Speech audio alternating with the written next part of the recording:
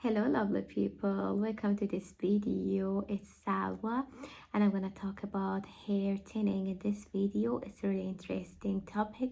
I know some of us some days brush our hairs and see lots of hair falling off our head, and it's really bad feeling. I can imagine.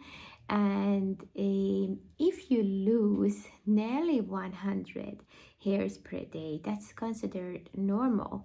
But you use more than that, it must be serious problem, and you need to keep an eye on that and fix that problem.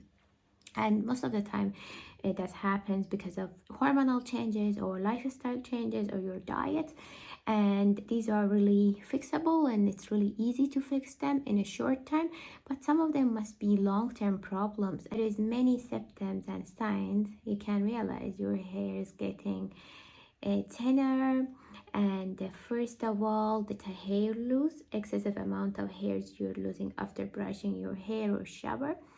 That's the first sign. Second sign is that you see your hairlines getting wider. I mean, it's getting towards to the back, and you see very tiny hairs around these parts like this. And this is a sign of getting thinner hairs like this. You see these are tinier than the other ones, thinner than the other ones. Prevention is easier than cure. We all know that.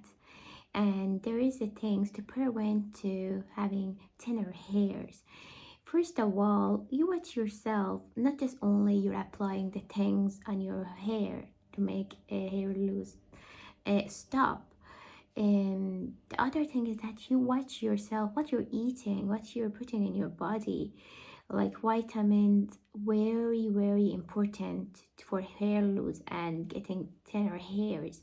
First of all, you consider that you're using omega-3 sources like walnut and some nuts and seeds and chia seeds, and all of these things play main role. You must consider that you have daily use of these vitamins, even just in taking some vitamins in a daily.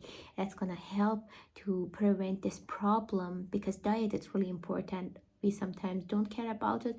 We said, okay, we eat everything we want, but we use this expensive products for our hairs, but sometimes that doesn't work, actually most of the time. The other simple thing is that if you tie your hairs too far towards to the back, like having buns, and that can cause this problem, widening your roots at the front or making your hairs loose.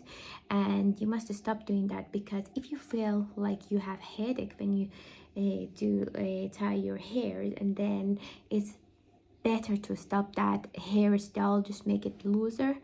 I know sometimes you want to look really fashionable and go party and do some hairstyles like buns.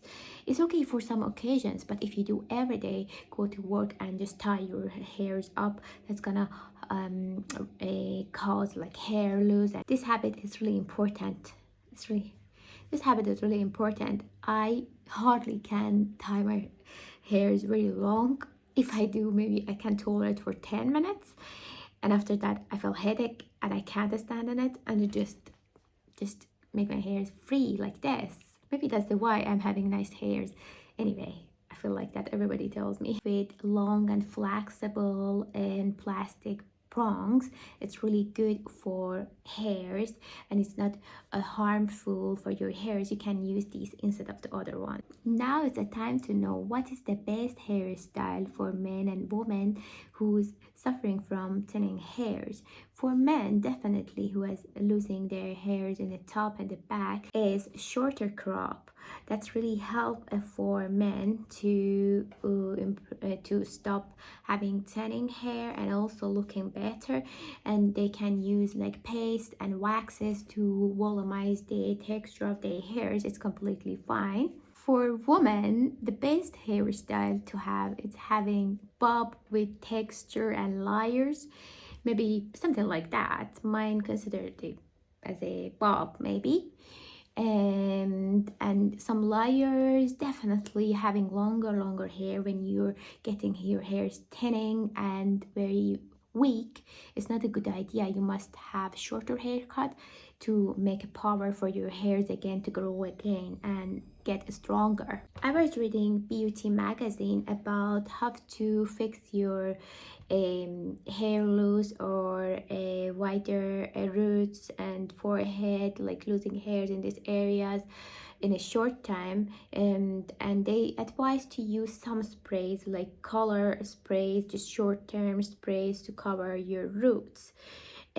Honestly, I know this is really good for short-term problem, maybe when you go party or when you go work, or not constantly every day, because I had experience. I used a L'Oreal.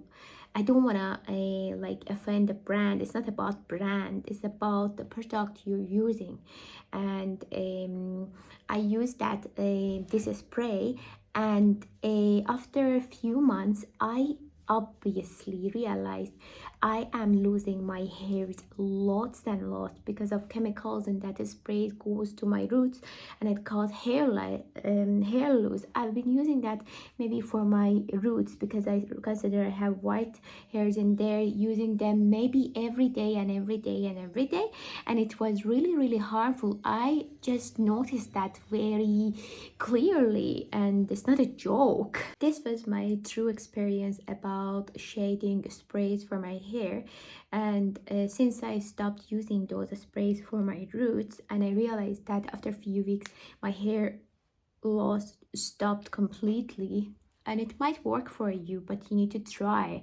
And if you have very weak roots and very like 10 hairs and in your last stage of hair loss, I don't recommend you to use that. You need to go doctor and check your blood, and then see if there is any hormonal problems, or is there any other problems like related to lack of vitamins, some omega-3 or the other vitamins related to your hair care, like biotins.